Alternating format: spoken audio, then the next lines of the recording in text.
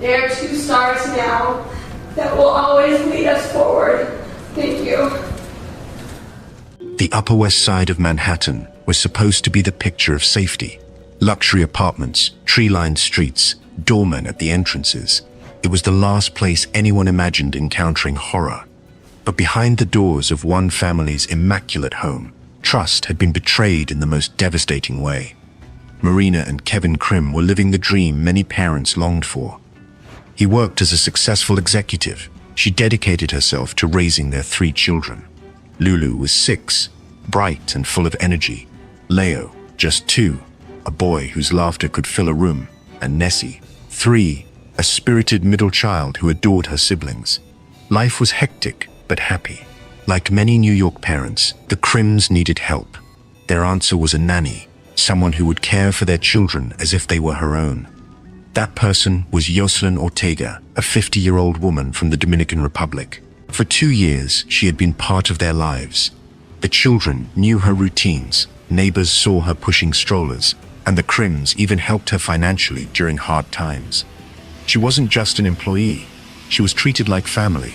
On October 20th, her instincts screamed something was wrong. She hurried home, racing up the elevator, her heart pounding with dread. The silence that greeted her inside the apartment was suffocating. No footsteps, no laughter, no sound of children at play. She called their names. No answer. Then she saw light under the bathroom door. Marina pushed it open, and her world collapsed. Inside, the pristine white tiles were smeared with red. In the bathtub lay Lulu and Leo. Their small bodies were lifeless, brutally stabbed. And standing over them was Yoselyn Ortega, knife in hand. In an instant of shocking violence, the woman trusted to guard their lives had become the destroyer of their family. As Marina screamed, Ortega turned the blade on herself, cutting her own throat in a desperate, chaotic attempt to escape the consequences. Marina's cries tore through the building. Neighbors described them as unearthly, the sound of a mother's soul breaking. Emergency crews rushed to the scene, but the nightmare was already irreversible. Lulu and Leo were gone. The story ripped through New York City like wildfire. Headlines called it the nanny nightmare. Parents everywhere recoiled at the chilling realization. The person you trust most with your children could be the one to harm them. What made the crime even more haunting was the absence of clear warning signs. Ortega wasn't a stranger. She wasn't newly hired. She had been embedded in the family's life, sharing vacations, meals, and moments of intimacy. What happened in that bathroom was not just the murder of 2 children. It was the shattering of trust itself. A betrayal so profound that even the most hardened investigators admitted it stayed with them long after the case was closed. And while Ortega's motives would be dissected for years, the initial crime scene told its own truth. This was no accident, no momentary lapse. It was the eruption of something darker, resentment, envy, rage, concentrated into a single horrifying act. By the time police secured the scene and Ortega was taken to the hospital for her self-inflicted wounds, the Krim family had been irreparably changed. The photographs of that apartment would later anchor the prosecution's case.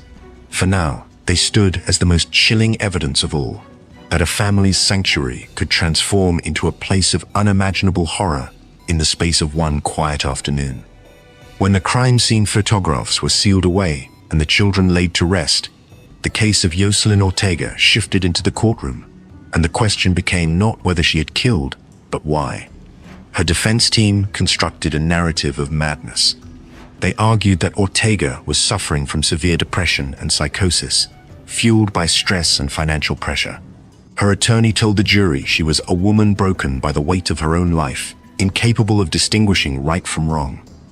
They described her as drowning in debt, estranged from her own son, and collapsing under the strain of long hours. But prosecutors had a different story. They painted Ortega not as a woman who lost touch with reality, but as a nanny filled with festering resentment. They told jurors she had grown envious of the Krims, their financial stability, their happy children, the life she could not give her own family. Piece by piece, they built a case that the killings were deliberate, fueled by anger, not delusion. The trial became a battle of experts. Psychiatrists debated Ortega's state of mind. Some claimed she was paranoid, hearing voices. Others countered that her calculated actions, waiting for Marina to leave, locking the bathroom door, stabbing the children multiple times, and only turning the knife on herself when discovered, were proof she understood her choices. That, prosecutors argued, is not psychosis. That is intent. The most powerful testimony came from Marina Krim herself. She stood before the jury, recounting the day she walked into her home and found her children in the bathtub. Her words were raw, unflinching, a mother's memory etched into permanent grief. "I saw my babies covered in blood," she said, "and I saw the woman I trusted standing over them." Jurors wept openly. Reporters in the gallery described an atmosphere so heavy it was difficult to breathe. In 2018, after weeks of testimony and deliberation, the verdict was delivered. Yoselyn Ortega was found guilty on 2 counts of first-degree murder. The judge imposed the maximum penalty, life in prison without parole. In his sentencing remarks, he told Ortega, "You are pure evil, you destroyed lives, and you will never again see freedom." As Ortega was led away, the Krims faced their future with a kind of resilience few could imagine. Rather than let their children's names be defined by violence, they founded the Lulu and Leo Fund, a charity devoted to fostering creativity in children, a tribute to the joy their son and daughter had brought into the world. Its programs reached thousands of families, ensuring Lulu and Leo would be remembered not for the way their lives ended, but for the light they gave in the time they had. For many parents in New York and beyond, the Krim case was more than a news story. It was a rupture in the collective trust between families and caregivers. It raised questions that still linger. How can you ever truly know the person you leave your children with? What warning signs matter? Could anything have prevented it? The trial's outcome provided justice in the legal sense, but no sentence could ever balance the scales of what had been taken. Ortega's name became synonymous with betrayal. But the Krim family's decision to honor Lulu and Leo ensured that the final word in their story would not be hatred. It would be resilience, love, and the enduring memory of 2 children who should have grown up but never had the chance. Is the defendant guilty or not guilty? Guilty. Guilty of what? Guilty of murder in the 2nd degree.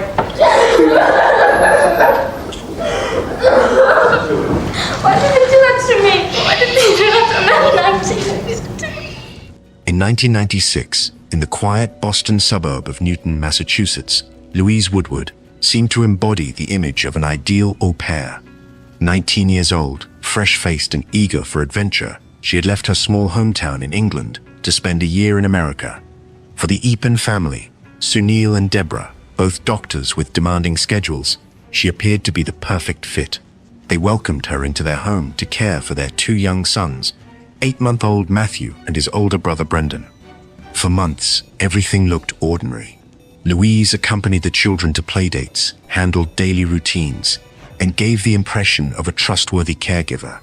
She wasn't a stranger, she was woven into the fabric of the family's daily life.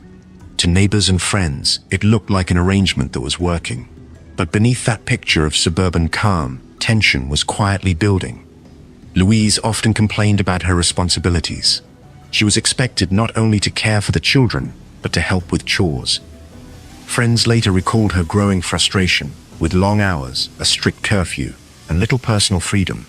Some dismissed these grumblings as typical teenage complaints, but in hindsight, those frustrations became part of a chilling narrative. Everything came undone on the afternoon of February 4th, 1997. A frantic call was made to 911. On the line was Louise, her voice trembling. She told dispatchers that baby Matthew wasn't breathing properly. He was gasping, limp in her arms. Paramedics rushed to the Eapen home, finding a scene of controlled panic. Louise stood over the infant, pale and shaken, as emergency workers began CPR. Matthew was rushed to Boston Children's Hospital, one of the most respected pediatric facilities in the world. Doctors immediately recognized catastrophic injuries. A CT scan revealed a massive skull fracture. There was bleeding inside his brain and extensive retinal hemorrhaging. To the trained eye, these were not random or accidental findings. They were the hallmarks of what specialists then called shaken baby syndrome. The doctor's conclusion was chilling. Matthew had been violently shaken and slammed against a hard surface. The force required, they explained, was equivalent to dropping a child from a second-story window.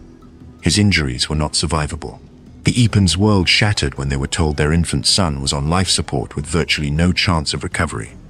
Days later, Matthew died, and the grief-stricken parents donated his organs, hoping some good might come from their devastation. Police investigators zeroed in on the only adult with Matthew at the critical moment, Louise Woodward. At first, she denied any knowledge of how the injuries had occurred, but under further questioning, her statements shifted. She admitted she may have been a little rough with him. She said she had popped him on the bed after becoming frustrated. To detectives, this sounded less like an accident and more like a confession. Within hours, the British teenager went from babysitter to murder suspect. She was arrested and charged with second-degree murder, thrusting her into one of the most high-profile cases of the 1990s. News of the arrest hit the media like an explosion. In Boston, headlines painted her as a reckless killer. Across the Atlantic in England, the reaction was starkly different. Louise became a cause célèbre. The British press framed her as a naive girl railroaded by the American justice system. The case ignited a transatlantic storm, transforming a tragedy inside one family's home into an international legal battle. For the Eapens, the narrative didn't matter.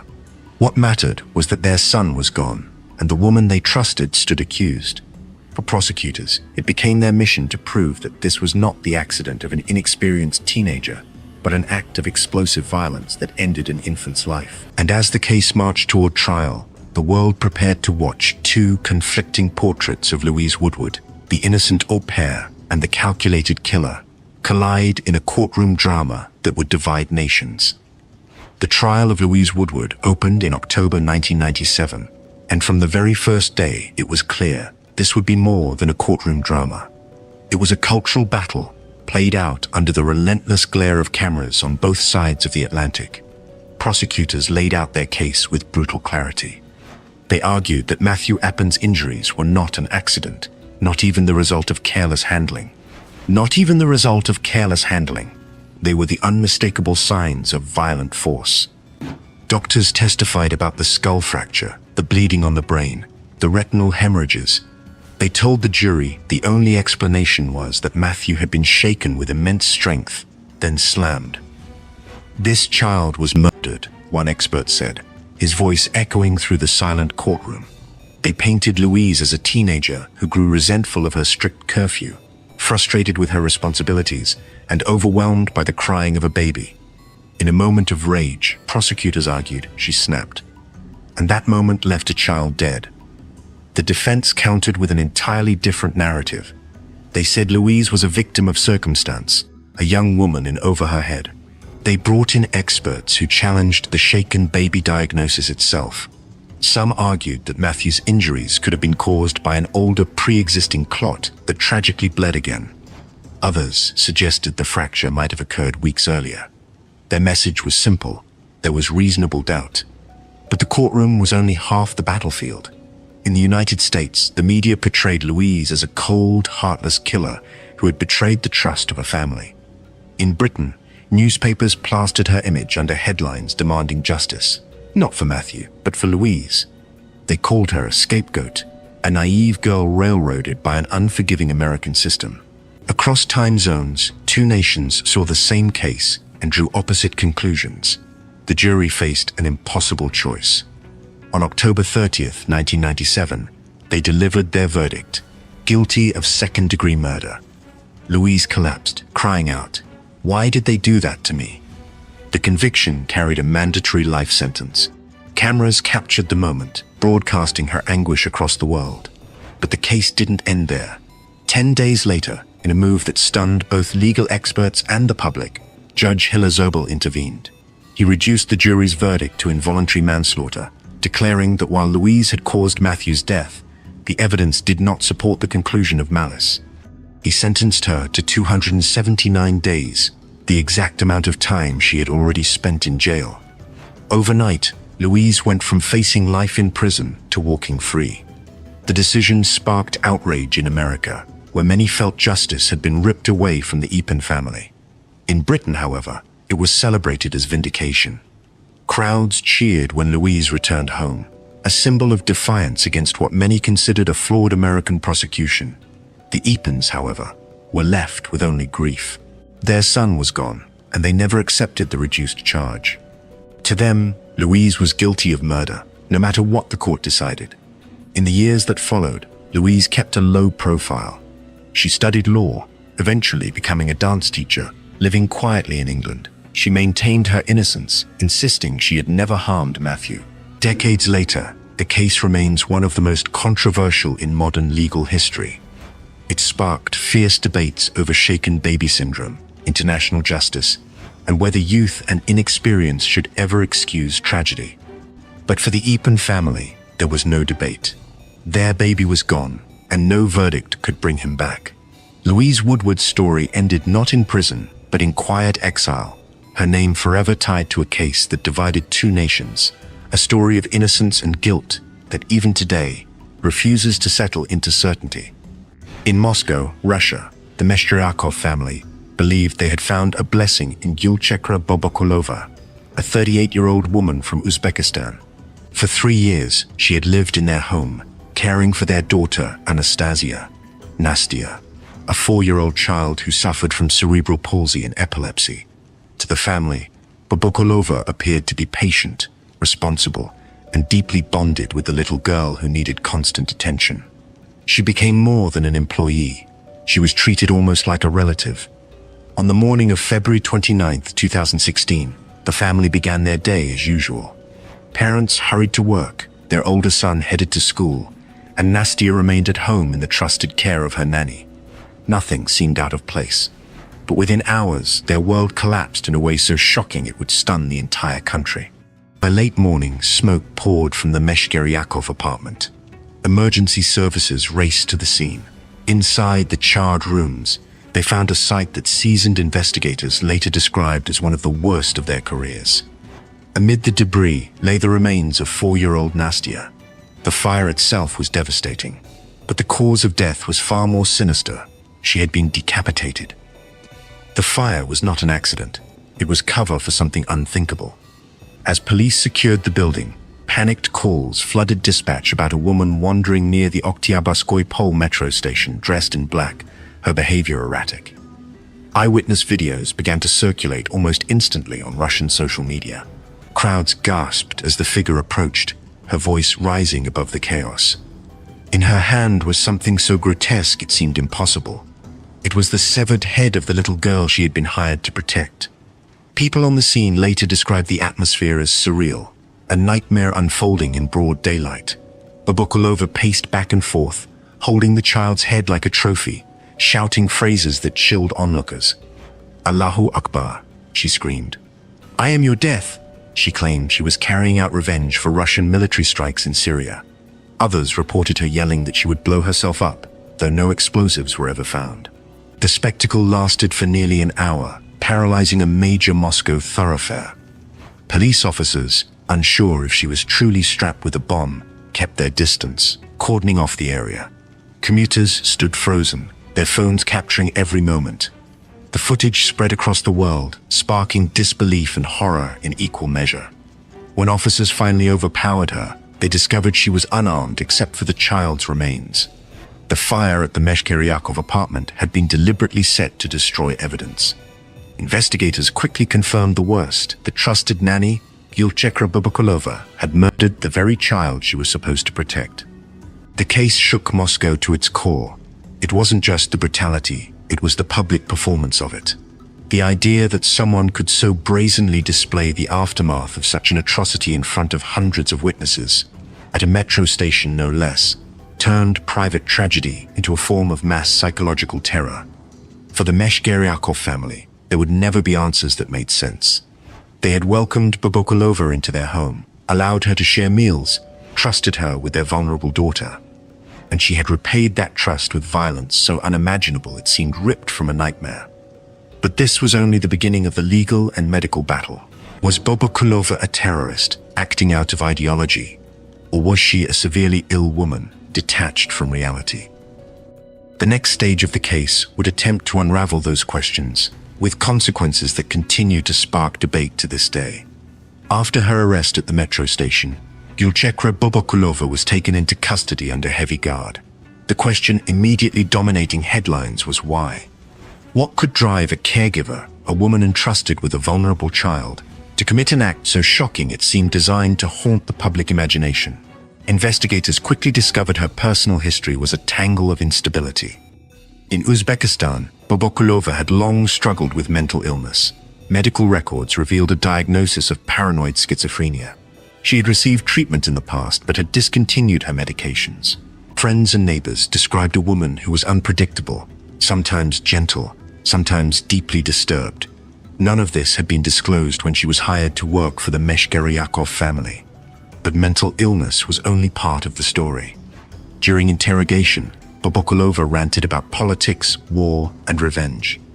She declared she had killed Nastya as retribution for Russian airstrikes in Syria. She claimed voices commanded her to act, that Allah had ordered the killing. Investigators also traced her connection to a man in Moscow who had allegedly exposed her to extremist ideology, feeding her fragile mind with violent interpretations of religion. Authorities believed this toxic mixture of untreated psychosis and radical influence turned her into a ticking bomb. The legal proceedings centered on whether Bobokulova was a terrorist or a patient.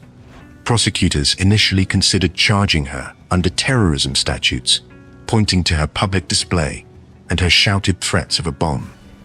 But psychiatrists who examined her testified she was profoundly delusional. She truly believed in voices, demons, and divine commands. One doctor described her as a woman divorced from reality, her mind fractured by years of untreated illness. The courtroom scenes were surreal. At one hearing, she interrupted proceedings to shout that she was the messenger of God, insisting she had acted in service of holy war.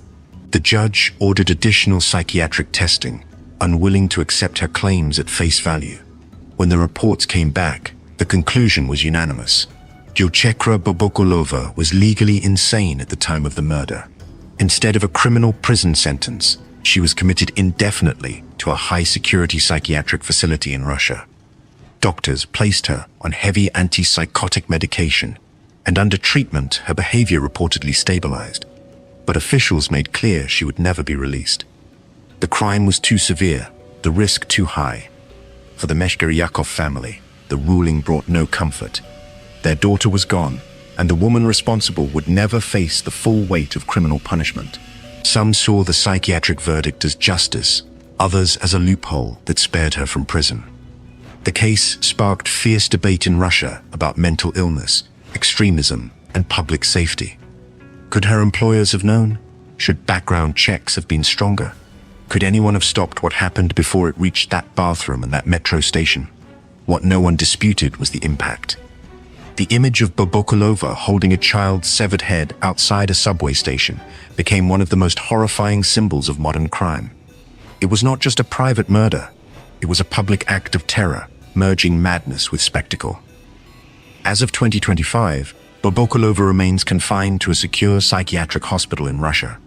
She is heavily medicated, isolated, and watched constantly.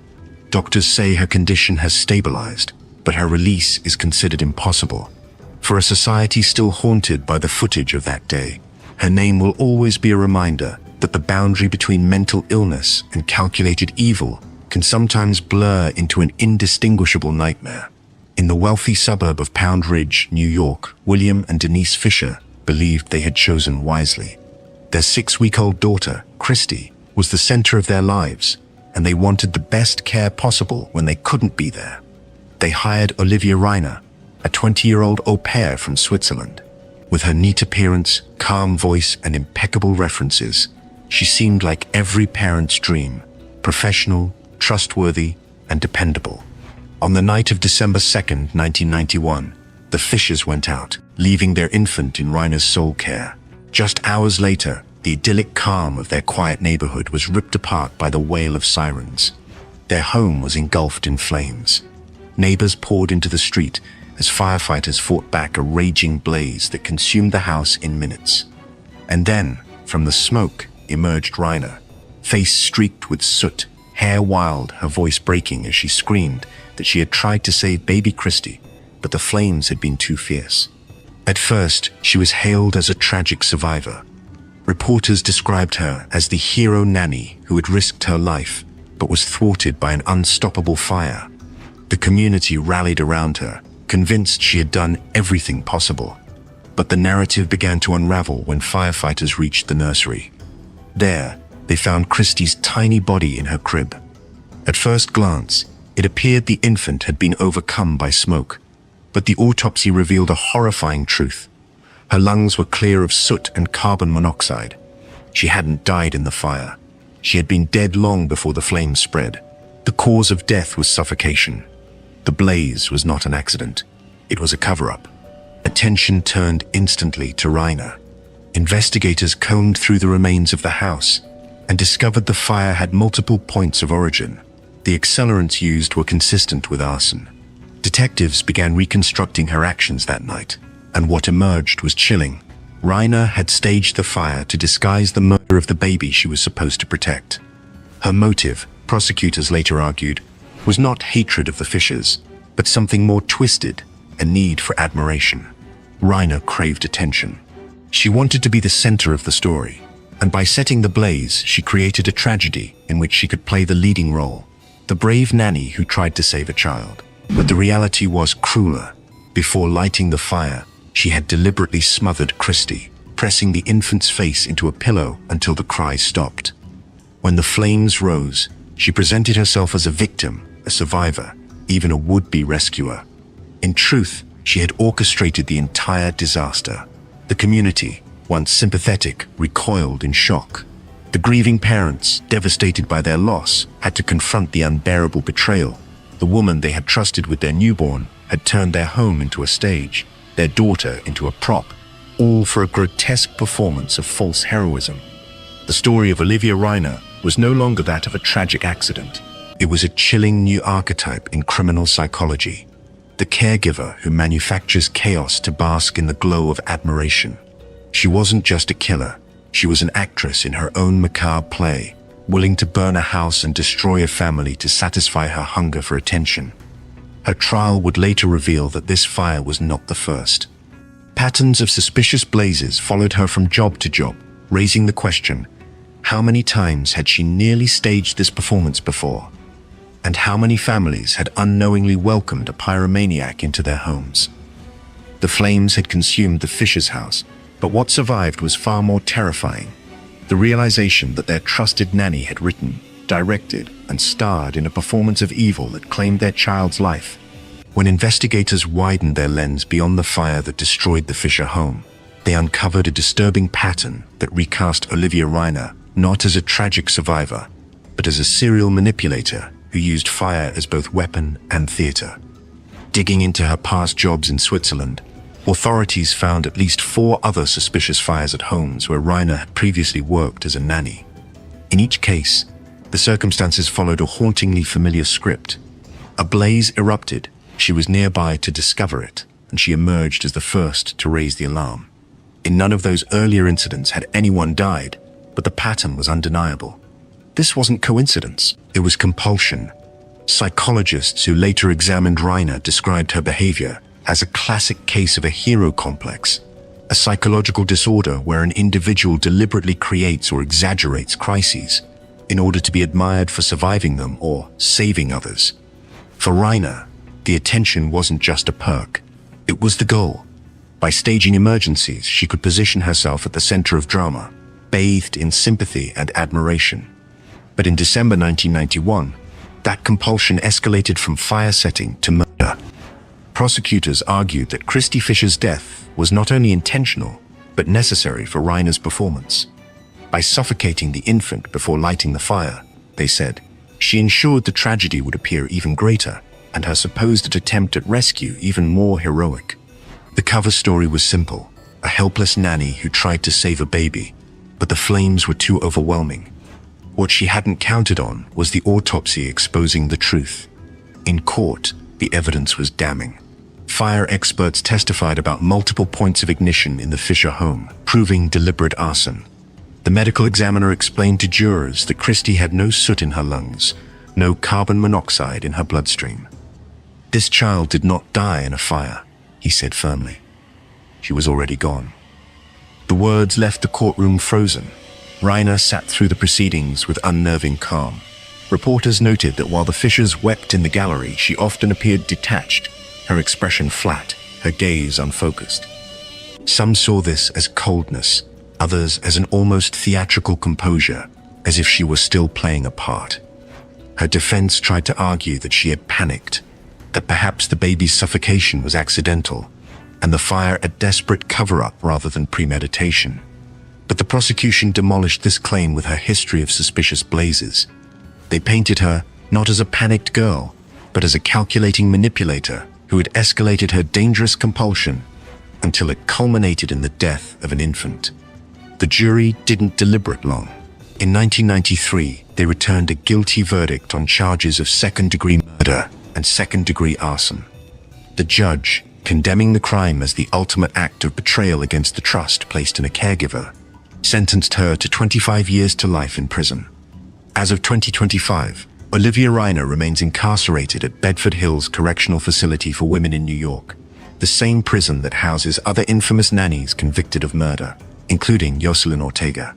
She has been denied parole multiple times, with the board citing her lack of remorse and the chillingly calculated nature of her crime. For the Fisher family, the outcome brought justice but no solace. Their home had been turned into a stage, their child into a victim, and their trust into fuel for a killer's performance. The case left parents everywhere with a haunting fear that the person praised as a hero could in fact be the architect of tragedy. The story of Olivia Reiner became a dark parable about the hunger for attention, a reminder that evil sometimes wears not the mask of hatred or rage, but the smile of someone eager to be admired, no matter the cost. In the small towns of Central Florida, Christine Falling was seen as pitiable rather than dangerous. She had grown up poor, with developmental delays and frequent seizures, and by her late teens she carried a reputation for being simple and childlike. Families who hired her to babysit often did so, as much to help her as to get reliable childcare. No one believed she was capable of malice.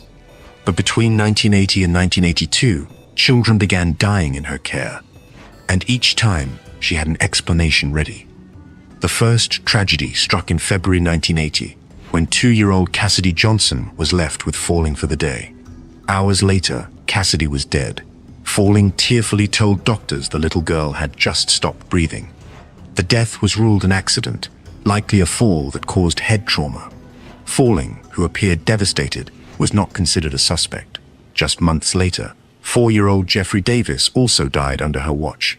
Again, Falling wept as she told police she had no idea what had happened. Doctors attributed his death to myocarditis, an inflammation of the heart. Lightning seemed to have struck twice, but in a rural town where suspicion of a seemingly childlike babysitter felt unthinkable, no charges were filed. Then came more deaths.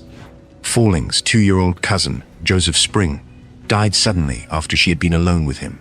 Not long after, 8-month-old William Swindle was found lifeless in his crib during her babysitting shift. Each time, Falling played the role of the unlucky caretaker cursed with tragedy. Each time, doctors signed off on medical explanations. Whispers began to spread in the community. Families called her the killer babysitter behind closed doors. But without obvious signs of foul play, the authorities had little to act on. Falling's methods were disturbingly effective. Her technique left no visible wounds, no bruises, no cuts. Later, she would describe it chillingly as blanket magic. She would press a pillow or blanket tightly over a child's face until their breathing stopped, and by the time doctors examined the body, it appeared as though the child had died of natural causes or sudden infant death syndrome. The pattern might have continued indefinitely if not for the final death that shattered the illusion. In July 1982, 10-week-old Travis Coleman died while in Falling's care. This time, the autopsy was more thorough. The medical examiner noticed tiny hemorrhages in the eyes and lungs, the telltale signs of suffocation. Suddenly, all the past accidents looked different. Police interrogated Falling with the evidence in hand. She insisted at first that she had done nothing wrong, but investigators pressed harder. pointing out the impossible coincidence of so many children dying only when she was alone with them. Inconsistent answers piled up, and cracks began to show in her story. By the end of her image as a slow, harmless young woman was giving way to something far darker, a compulsive predator hiding in plain sight. And as detectives prepared to confront her with mounting evidence, they would uncover not only a confession, but a motive so chilling it defied comprehension. When confronted with the medical evidence from baby Travis Coleman's autopsy, Christine Falling could no longer rely on coincidence. Investigators pressed her relentlessly, reminding her of each child who had died under her watch. At first, she repeated the same tearful excuses. The children just stopped breathing or fell suddenly ill. But the weight of the pattern was undeniable. One by one, the explanations collapsed.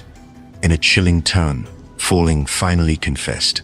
She admitted that she had suffocated children in her care, not once but multiple times. She described her method with an eerie simplicity. If a baby cried or fussed, she would press their face into a pillow or blanket until the noise stopped. She referred to it as blanket magic, a phrase that would haunt investigators for years to come. Her motives were as unsettling as her methods. Falling told police that she often felt overwhelmed by the cries of the children. The sound, she said, gave her an uncontrollable urge to silence them. But beyond frustration, there was something even darker. She admitted she enjoyed the sympathy she received when a child died in her care. Community members would hug her, tell her how sorry they were, and treat her as though she were unlucky rather than guilty. That attention became addictive. Psychologists later suggested she suffered from a form of Munchausen syndrome by proxy, except instead of fabricating illness, she was causing death. In her mind, the tragedies placed her at the center of a drama where she received pity, comfort, and importance she otherwise lacked. It was a compulsion that grew stronger with each death. Authorities reviewed the deaths tied to Falling and believed she may have killed as many as 5 children. But without clear forensic evidence in the earliest cases, prosecutors focused on the ones she admitted. Facing the possibility of the death penalty, she entered a guilty plea in 1983 to 3 counts of first-degree murder. At sentencing, the judge described her as a predator disguised as a caregiver and handed down life imprisonment. She was sent to the Florida Women's Reception Center, where she remains incarcerated to this day. Though eligible for parole since 2006, every request has been denied. Victims' families testify at each hearing, ensuring she never walks free. For the small Florida communities where she once lived, the revelation of Falling's crimes was a shockwave. Families who had once pitied her now saw her as a manipulative killer who weaponized her own weaknesses. She wasn't an unlucky babysitter. She wasn't even a frustrated caregiver who snapped. She was a compulsive murderer who treated the act of babysitting as an opportunity to satisfy her warped needs. Decades later, the case of Christine Falling is still studied by criminologists as an example of how a predator can hide in plain sight. She had no weapons, no accomplices, and no elaborate plan. She relied on the simplest of methods, smothering, and on society's reluctance to suspect someone perceived as weak. Her story is a chilling reminder that evil sometimes cloaks itself in innocence. In the guise of a simple-minded young woman, she was able to move freely from home to home, leaving tragedy in her wake. And though she remains behind bars, the scars she left on the families of Florida can never truly heal. In the quiet town of Newburgh, New York, parents believed they had found a safe haven in Diane Odell's home daycare. She was a familiar face, experienced, and presented herself as a nurturing, grandmotherly figure. For years, families entrusted her with their infants, leaving each morning with the comfort that their children were in the safest of hands. Her home was supposed to be a place of laughter, naps, and lullabies. Instead, it became the scene of a series of unexplained tragedies. The unraveling began in 1985 when Odell called paramedics after discovering that 3-month-old Andrew Lavassa was not breathing. She told investigators she had simply laid him down for a nap, only to return minutes later to find him lifeless. The diagnosis was sudden infant death syndrome, SIDS. It was every parent's nightmare, but not unheard of.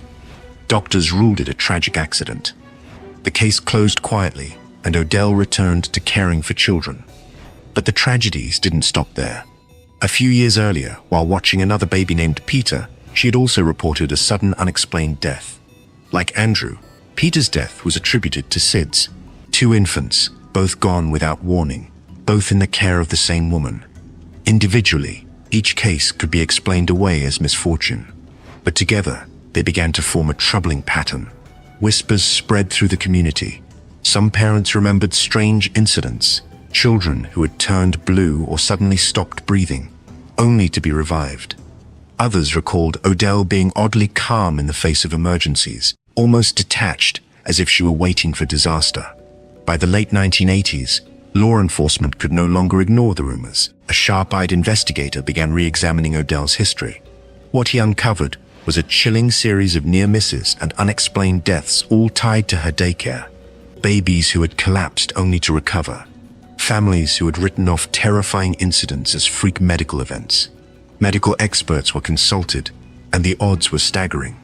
The probability of 2 or more unrelated SIDS deaths occurring in the same home, with the same caregiver, was astronomically low. And when those incidents were combined with the near misses, it was no longer a statistical anomaly. It looked like a serial predator hiding in plain sight. Behind Odell's gentle exterior, prosecutors would later argue, was a cold pattern of suffocation disguised as SIDS. She would wait until a baby was asleep and then quietly press a blanket or her hand over their face. The deaths looked natural, the tragedy of SIDS masking the crime. She craved the sympathy that followed, the attention and drama of being the caregiver at the center of a medical mystery. By the time authorities confronted her, the evidence was largely circumstantial. There were no stab wounds, no poison traces, no eyewitnesses. What they had were patterns, repeated tragedies too frequent and too consistent to be coincidence.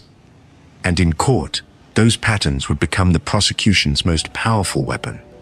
Diane Odell's home daycare, once trusted by dozens of families, had turned into a hunting ground. Parents who thought they had found a safe pair of hands had unknowingly placed their infants in the care of someone prosecutors would later describe as a killer hiding behind a grandmother's smile. By the late 1980s, the suspicions surrounding Diane Odell could no longer be dismissed as whispers. Too many infants had died. Too many others had suffered terrifying episodes of sudden apnea while under her care. What seemed like a daycare plagued by impossible misfortune was now recognized for what it really was, a hunting ground. Authorities prepared for a trial that would test the limits of circumstantial evidence, hinging not on a smoking gun, but on numbers, patterns, and the chilling improbability of coincidence. Prosecutors presented a simple but devastating argument. Lightning doesn't strike the same house again and again. The odds of 2 unrelated SIDS deaths in the same home daycare were in the realm of 1 in millions. Add in the near misses, infants who had inexplicably stopped breathing only to be revived, and the probability shrank to near 0. Experts explained that while SIDS was tragic, it did not cluster this way, around a single caregiver in a single home. For jurors, the statistical wall was impossible to ignore. Parents of surviving children were called to testify. They described frightening moments when their babies had turned blue in Odell's care. One mother recounted rushing home to find her infant gasping for air while Odell stood by, strangely detached, repeating that it just happened. Another father remembered her recounting an incident almost casually, as though sudden respiratory collapse was routine. These stories painted Odell not as a victim of fate, but as the common denominator in a series of horrors. The defense countered by insisting the tragedies were just that, tragic coincidences. They argued there was no physical evidence tying Odell to deliberate smothering. No bruises, no DNA, no fingerprints pressed into soft blankets. They leaned heavily on the mystery of SIDS itself, a diagnosis that still baffled doctors and parents alike. Odell's attorneys tried to frame her as an unlucky woman caught in a statistical trap, but the weight of the circumstantial case grew heavier with each witness. Experts on child mortality explained how rare SIDS truly was and how shocking it was to see multiple deaths under the watch of one person. Medical examiners pointed to subtle signs of suffocation that were often missed in earlier autopsies. Piece by piece, the prosecution constructed a mosaic of guilt. When the jury returned, their verdict was clear. Diane Odell was guilty. guilty of turning her daycare into a place of terror, guilty of exploiting the trust of families who thought they were leaving their babies in safe hands, guilty of disguising murder as tragedy. At sentencing, the judge delivered a sharp rebuke. He called her actions a betrayal so profound it poisons the very idea of care itself. Odell, once seen as a grandmotherly protector, was sentenced to 25 years to life in prison.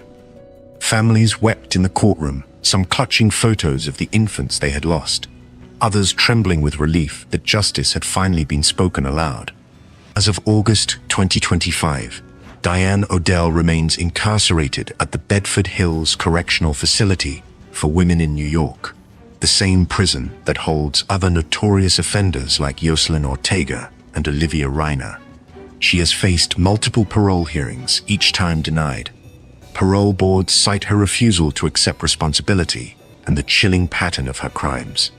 The case left behind a scar in the community and a sobering legacy in childcare law. Inspectors and investigators became far more alert to repeated coincidences in daycare settings, understanding that sometimes the greatest danger is not in a stranger's shadow, but behind a trusted smile.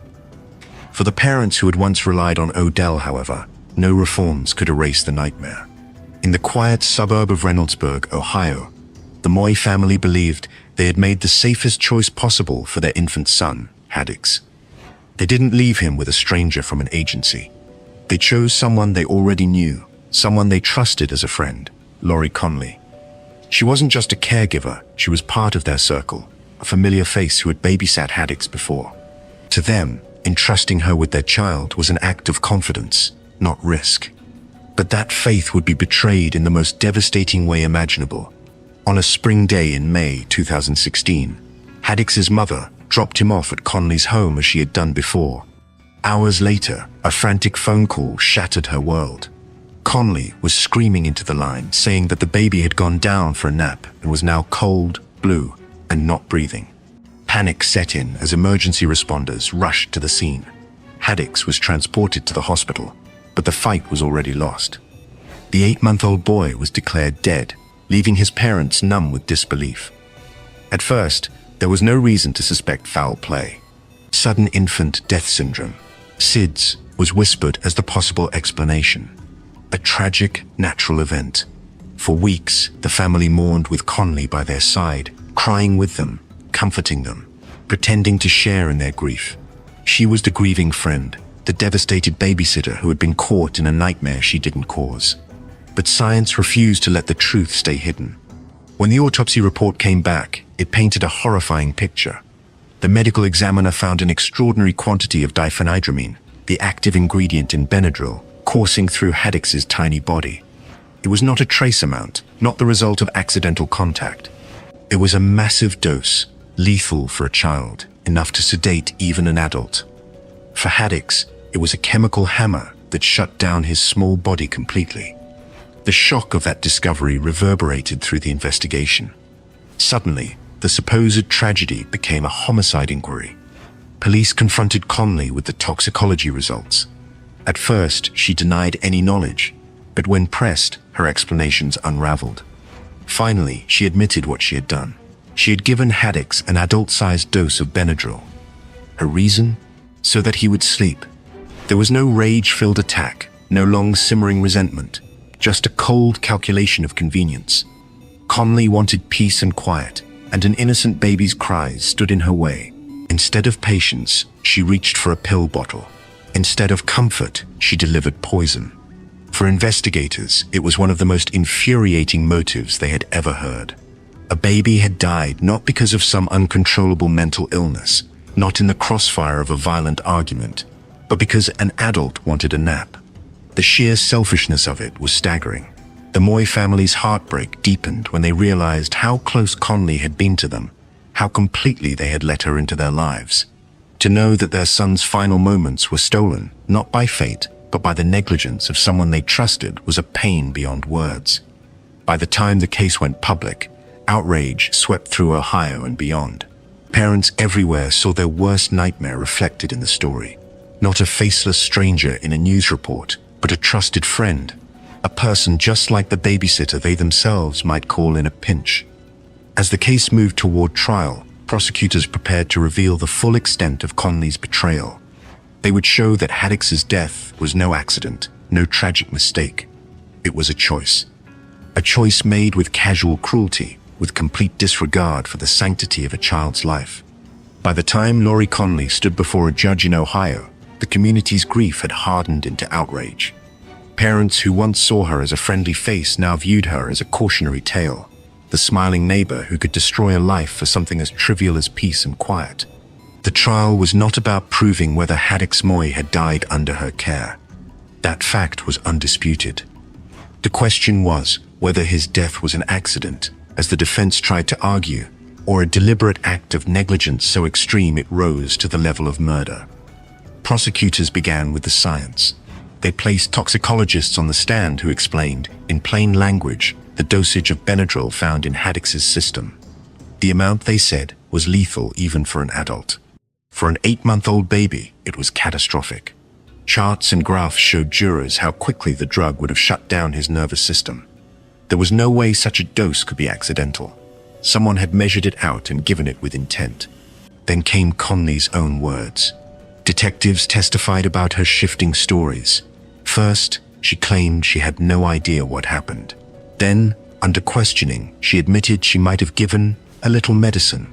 Finally, faced with toxicology results, she confessed to giving Haddix an adult dose, not out of malice, but to get him to sleep. The prosecution seized on that moment of honesty. This wasn't a tragic mistake, the prosecutor argued. This was a choice, a conscious decision to value convenience over life. The defense tried desperately to humanize Conley. They painted her as an overwhelmed woman, a mother herself, who had made a terrible misjudgment in a moment of stress. They argued she did not intend to kill the baby, only to soothe him. But prosecutors countered with the obvious. Every parent knows medication designed for adults can be dangerous for infants. Conley, as a mother, knew it too.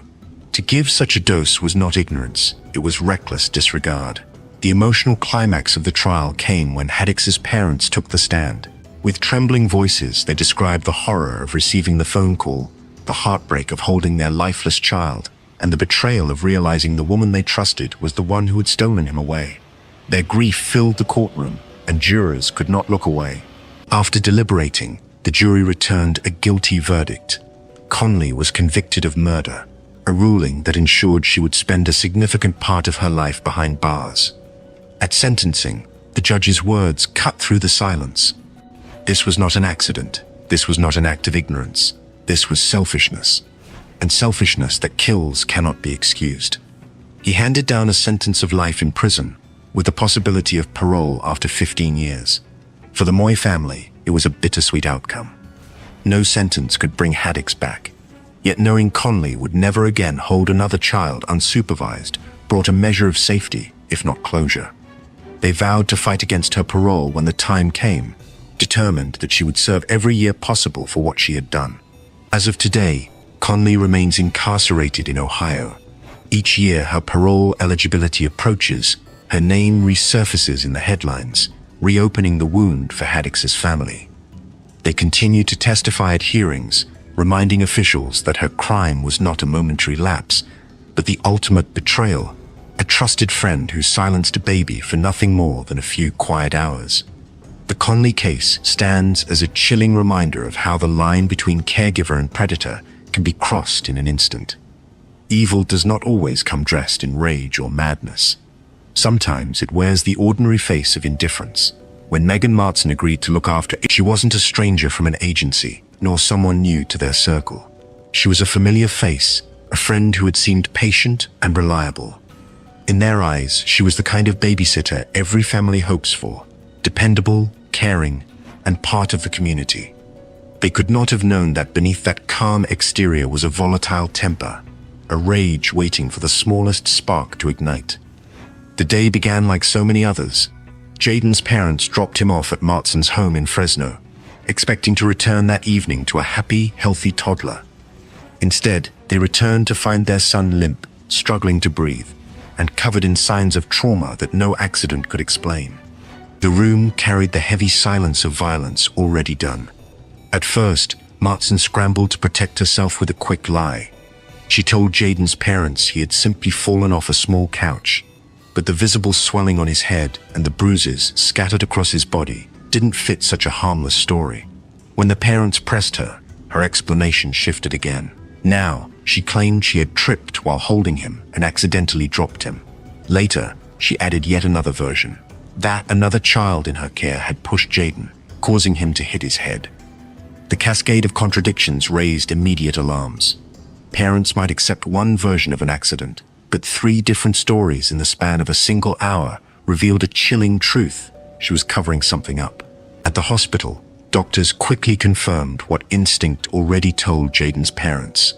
His injuries were catastrophic. He had multiple skull fractures, massive brain swelling, and severe internal bleeding. These were not the results of a simple fall or a clumsy mistake. Specialists testified later that the injuries required a level of force closer to a car accident than a tumble from a couch. The medical team fought to save him, but the damage was irreversible. Jaden was declared brain dead within days. His small body, once filled with life and curiosity, had been shattered by a storm of violence. Detectives began their work with methodical precision. They recreated Martson's versions of events, testing each claim against medical science. The fall from the couch proved impossible. The distance was too short to cause fractures so severe. The dropped in the kitchen story was equally implausible. And the claim about another child. The timing and evidence eliminated that possibility entirely. With each discarded lie, Martson's credibility collapsed further. Behind closed doors, investigators began to suspect the simplest, darkest explanation. She had snapped. Jaden's fussing had pushed her past her limits, and instead of walking away or seeking help, she had unleashed her frustration directly on him. Experts later testified that the combination of violent shaking and blunt force trauma was consistent with a caretaker losing control, grabbing a child in anger, and slamming them against a hard surface. When questioned, Martson clung desperately to her lies, repeating them in different forms. But the evidence had already spoken. Each bruise, each fracture, each line in the autopsy report was a contradiction to her words. The case shocked Fresno. To the neighbors who had once greeted her with warmth, the revelation that their friend had allegedly beaten and shaken a child to death was almost too much to comprehend. Parents whispered to each other at playgrounds and schools, wondering if they had missed the warning signs. If someone so seemingly ordinary could hide such a violent temper, what did that mean for the trust they placed in their own babysitters? The emotional toll was unbearable for Jaden's family. They had handed their child to someone they thought they knew, only to find that he had suffered his final hours in terror and pain. Their grief was compounded by the knowledge that the danger hadn't come from some lurking stranger, but from the woman inside their own circle of trust. As the investigation moved forward, the stage was set for a courtroom battle. Prosecutors believed they had overwhelming proof of intent and violence. Defense attorneys clung to the argument that it was a tragic accident, an overreaction magnified into murder. But to Jaden's parents, there was no doubt. Their son's short life had ended not because of chance, but because of rage. When the weight of medical evidence left no room for doubt, detectives confronted Megan Martson with the reality of Jaden Rose's injuries. For hours, she clung to her collapsing web of excuses, repeating her stories of falls and accidents, hoping one might still sound plausible. But the doctor's testimony had shredded her defenses. The fractures were too many, the force too great. At last, her resolve cracked. In a low, trembling voice, she confessed. She had lost her temper. She admitted to shaking Jaden violently when he wouldn't stop crying. She described slamming his small body against the hard floor in a fit of blinding rage. It was not a single mistake. It was a sustained assault born of fury, inflicted on a toddler who had no way to defend himself. Her words chilled the investigators in the room. They had seen many confessions, but the sheer senselessness of this one lingered. A baby had been killed simply for crying. The confession became the backbone of the prosecution's case. In court, they paired her own words with the clinical evidence. Jurors were shown x-rays highlighting fractures across Jaden's skull.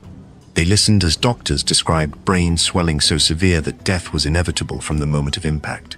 They heard about the retinal hemorrhages, the torn tissues, and the injuries consistent only with deliberate violence. Prosecutors painted Martson as someone fundamentally unfit to be around children, a young woman whose outward friendliness masked a dangerous temper. They emphasized that this wasn't a momentary lapse, but an eruption of rage so violent it destroyed a child's life. They reminded the jury of her shifting stories, each one a deliberate attempt to mislead Jaden's parents, the doctors, and the police. Lies, they argued, are not the language of accidents. They are the language of guilt. The defense tried to soften the narrative. They claimed Martson was overwhelmed, inexperienced, and never intended to cause such devastating harm. They argued that her actions were reckless, not murderous, the product of stress rather than malice. They painted her as a young woman who made a catastrophic mistake. But as prosecutors reminded the jury, mistakes don't involve shaking a child until his brain bleeds and slamming him against the floor. That is not negligence. That is fury. The emotional weight of the trial was carried most heavily by Jaden's family. They sat through every gruesome detail, every medical diagram, every moment when their son's suffering was explained in sterile terms. They listened as Martson's defense attorneys asked for leniency, even as the memory of their child's final moments was laid bare. Their grief was compounded by outrage. To them, leniency meant erasing Jaden's pain. In 2015, the jury returned with their verdict.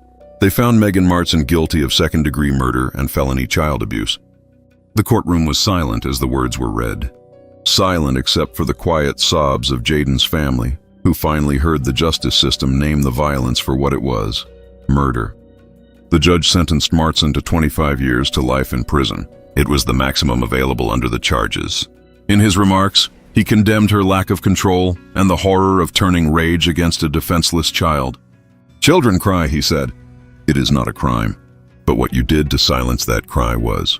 Today, Martson is incarcerated at the Central California Women's Facility, the largest prison for women in the United States.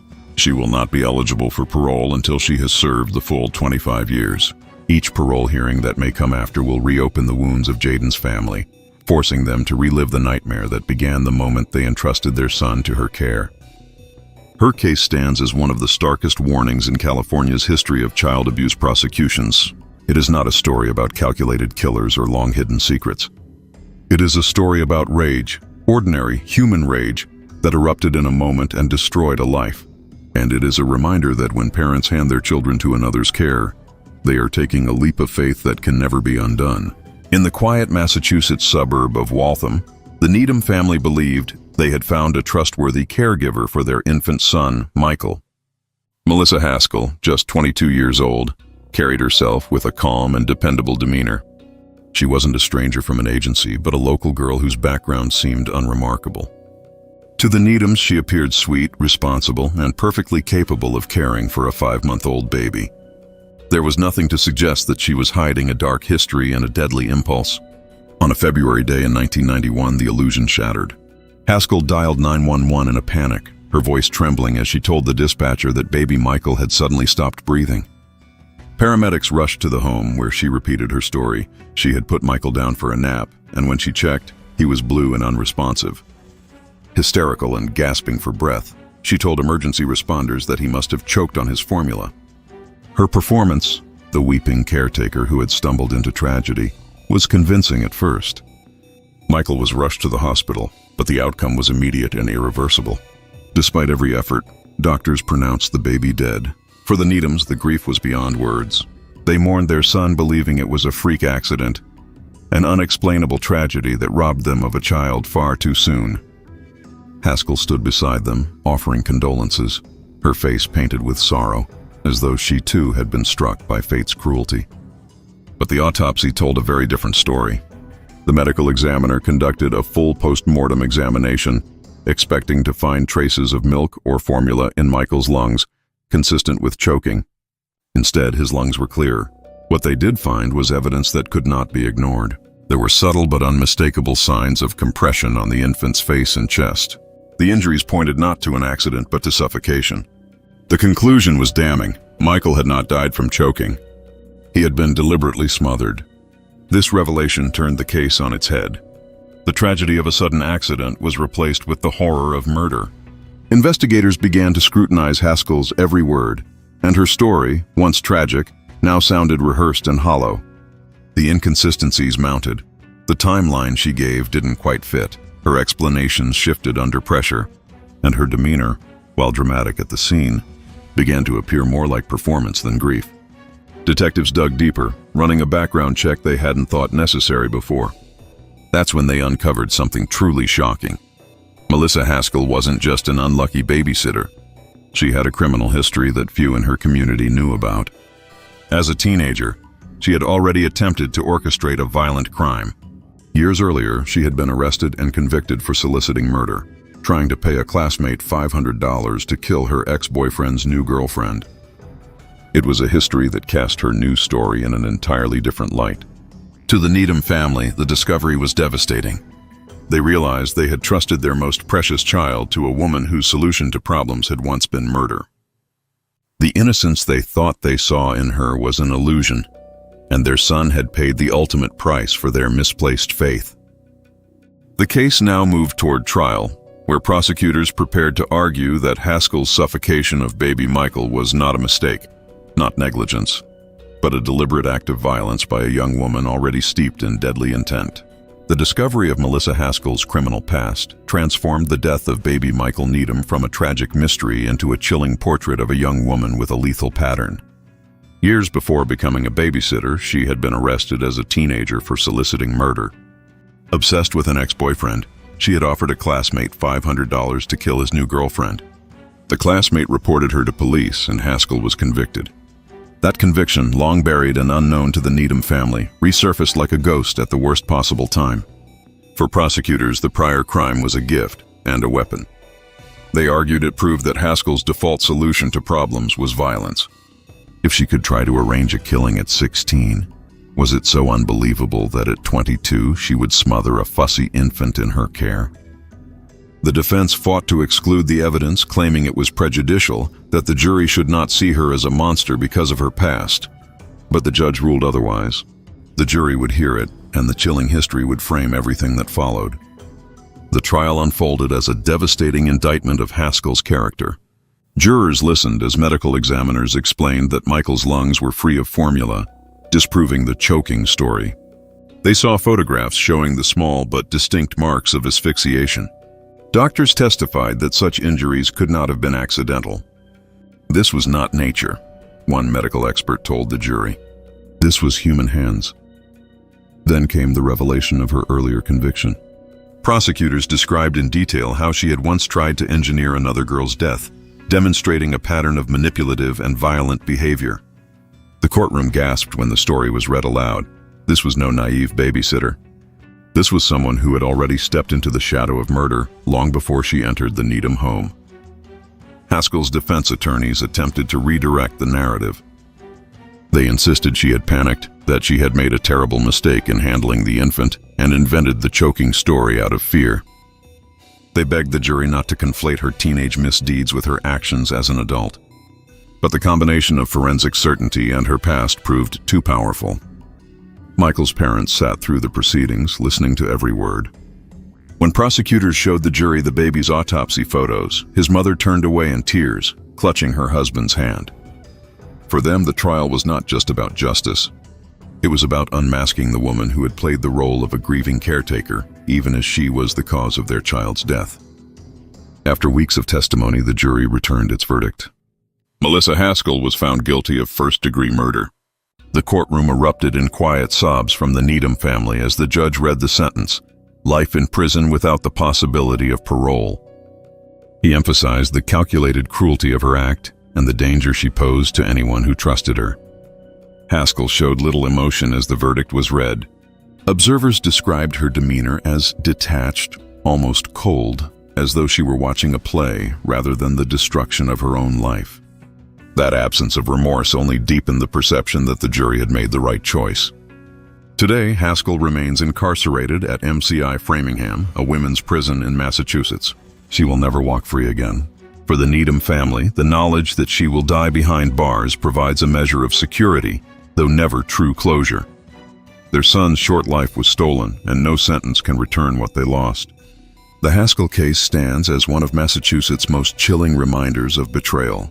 It is the story of a babysitter who not only killed, but who carried within her a past that showed murder was never far from her thoughts. To parents, it is the ultimate nightmare, that the very person hired to protect could instead be a predator waiting for the chance to strike. In the quiet Chicago suburb of Naperville, Illinois, the Dworakowski family believed they were leaving their 5-year-old daughter Olivia in safe hands. Elżbieta Plakowska, a 40-year-old Polish immigrant, had become a familiar and trusted figure in the neighborhood. She was known as a doting mother to her own young son, Justin, and often babysat for friends and neighbors. She came across as dependable and maternal, a woman who could be counted on when parents needed an extra pair of hands.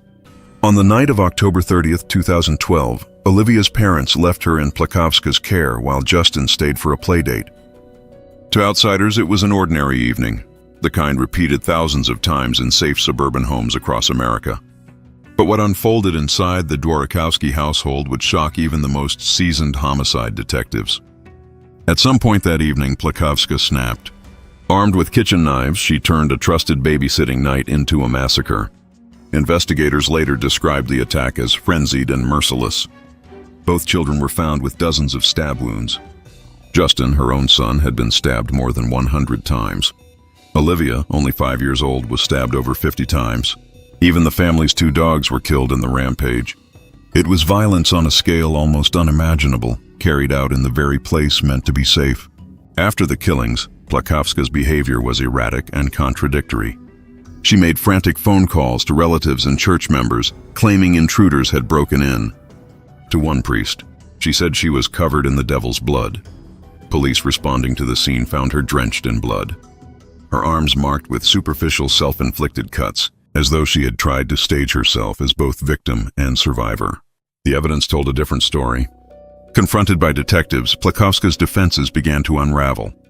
At first, she repeated her intruder story, but forensic technicians had already determined there was no sign of forced entry. Every drop of blood led back to her. Eventually, in a chilling confession, she admitted the truth. The motive was as selfish as it was senseless. She was furious with her husband, a long-haul truck driver who she felt had abandoned her emotionally and left her to bear the burden of raising their son alone. Her rage, she confessed, was directed at him, but she chose to punish him in the most devastating way imaginable. By killing their son Justin, she believed she could cause him unbearable pain. Olivia, she admitted, was murdered because the little girl was there, a witness to the horror. In her twisted logic, she later told investigators she didn't want Justin to go to heaven alone, so she killed Olivia too. The sheer brutality of her confession left detectives shaken. Here was a mother who had not only slaughtered her own child, but had dragged an innocent neighbor's daughter into her storm of vengeance. In her own words, she had transformed the safe haven of a suburban home into a slaughterhouse. News of the crime spread rapidly, and the community was consumed by grief and fear. Candlelight vigils were held for Olivia and Justin, their photos surrounded by flowers and stuffed animals. Parents across Naperville clutched their children a little tighter, unable to fathom how a woman so familiar, so trusted, could unleash such horror. As the case moved toward trial, prosecutors prepared to argue that this was not a psychotic break or a sudden lapse in sanity. It was, they insisted, a calculated act of rage, fueled by bitterness and resentment, and carried out with shocking deliberation. When Elżbieta Plakowska finally sat in a Cook County courtroom, the full weight of her crimes loomed over every moment of testimony. The evidence was overwhelming.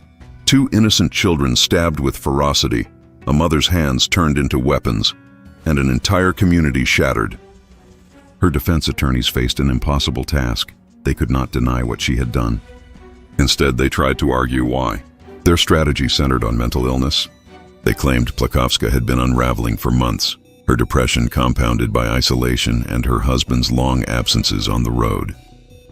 They pointed to her rambling phone calls on the night of the murders, her claims of demons, and her talk of the devil's blood.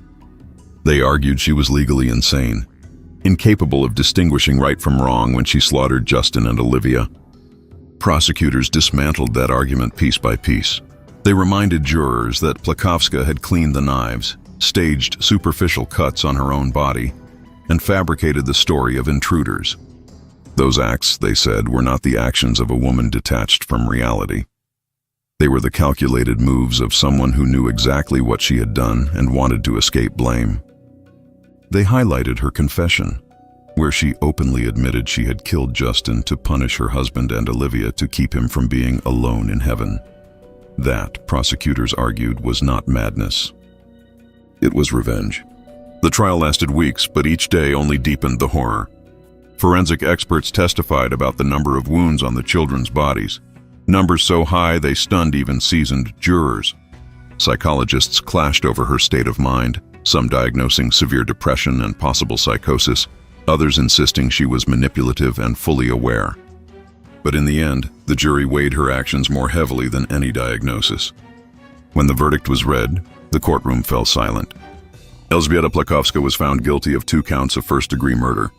The judge, unmoved by her tears, delivered one of the harshest possible sentences under Illinois law: natural life in prison, without the possibility of parole.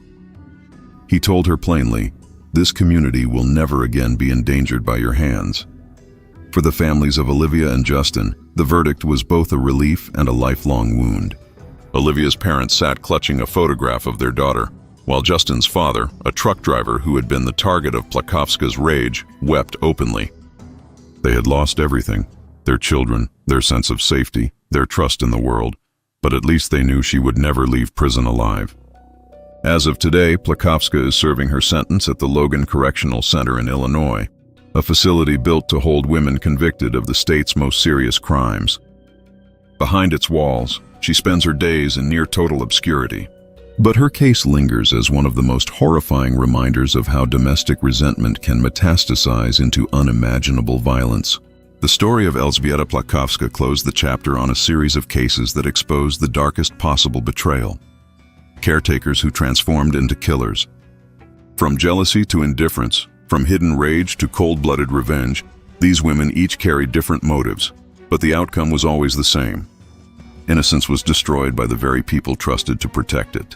And for parents everywhere, the lesson was chillingly clear. Sometimes the monsters are not strangers lurking outside, but the ones welcomed through the front door.